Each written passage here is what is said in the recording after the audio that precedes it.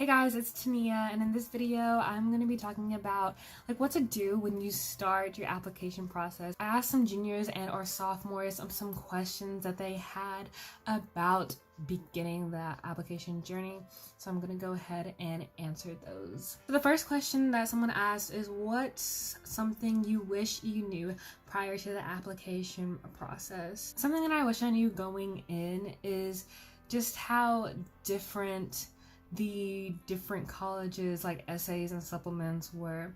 We have the Common App, and that doesn't mean all the colleges are so common with the questions that they ask, so you have this one essay that's like 650 words. However, what about the supplements for all the other colleges? And they all have their own questions. So some of the colleges are very, very extensive. Like a lot of the Ivy Leagues and Stanford, they had a very, very long application process as far as the number of questions, while some other schools that I applied to just had like one additional supplement or two or three.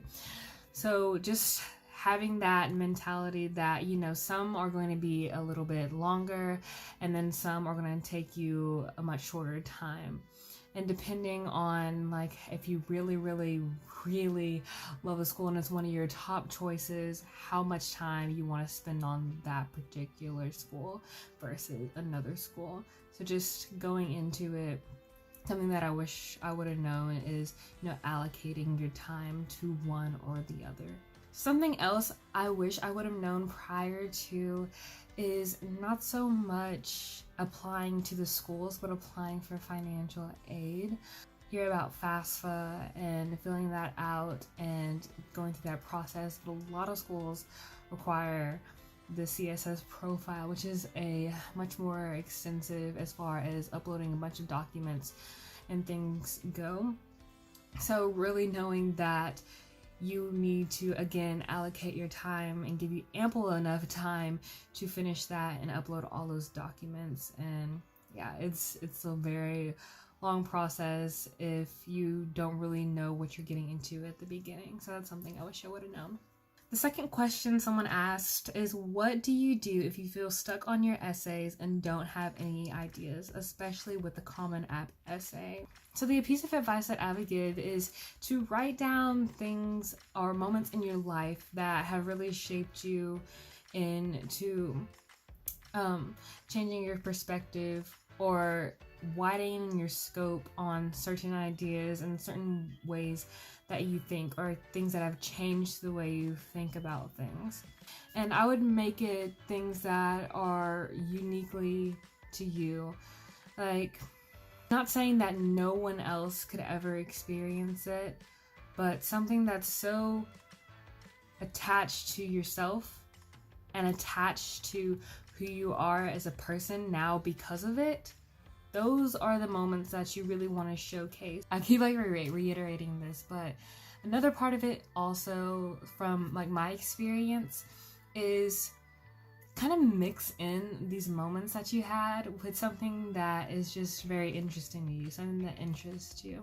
So when I was writing my Common App, I really like the X-Men franchise, and I wove that into my essay. I took a lot of risk with it, but I thought it was really, really me, and I added all the things that I wanted to add before. I did my Common App over many and many and many of times, and the one that I actually ended up submitting was the one that I had done 3 days before the deadline, because it was just something that was unique to me. I interwove something that I liked, the X-Men franchise, with something that was really meaningful to me and a moment that kind of changed my outlook on certain things. Now, I think that it's good to take risks. I will probably talk about it more in depth with the essay series that I'm going to be doing, but just thinking about being creative with what you have and being creative in the way that I was can be totally different from the way you want to be creative with what you want to do. The next question that I have is, what are good ways to narrow down the number of colleges you want to apply to, especially if you're unable to visit a lot of them? So this is a really good question because obviously sometimes if you have a lot of colleges in mind, there is not really a great and cost-effective way to be going out to all these colleges, and not just cost in like money, but cost in time, especially if it's not during the summer and it's during the school year and you're trying to get exposed to all these colleges. One thing that I would suggest is to go on the websites and research all the things that are important to you, and also go on the YouTube channels or other video platforms that your college or university that you're looking at might have, because they have very important videos and informative videos of those things that are important to you.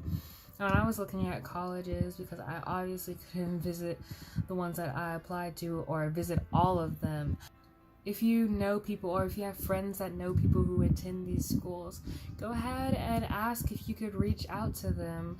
A lot of people are really excited to tell you about like their school and invite you to see like what's up with their school.